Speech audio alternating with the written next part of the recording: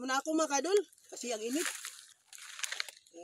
Binigay po sa akin ng yung may-ari ng nagpatapon ng basura mga kadol. Yung ano ito, yung parang saan ni Bron? Merong mais siya. Ayan ko pangalan nito. Masarap sa mga kadol. Masilong muna kasi ang init dito sa basurahan mga kadol. At saka nagmerinda rin.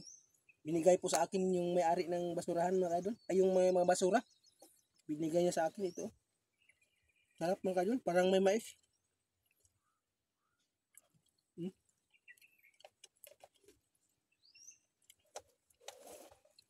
Pahinga muna sandali. Daming itapon ko doon sa kuan mga kadol. Kasi buhatin ko pa yan, itapon doon sa malayo. Kaya hindi naman makadaan ang motor kung dito ilagay. Kaya buhatin ko pa mga kadol, tapon doon. Yan. Kain tayo mga kadol.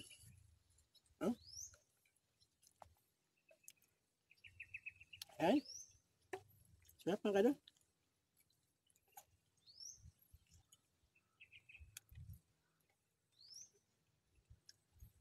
Delicious.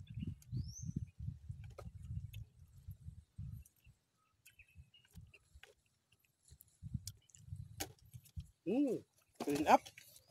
Naman yung tubig.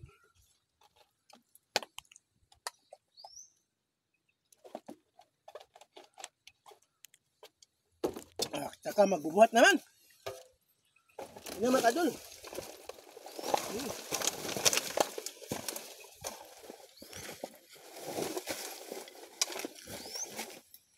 Hindi papayag kasi yung nagabantay dito na diyan lang sa daan tapon. Kailangan doon. Malayo. Yan mga kadol. Ito pa mga kadol. Yan.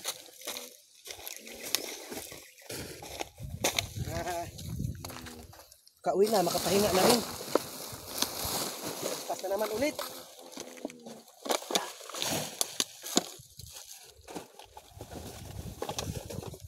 Okay.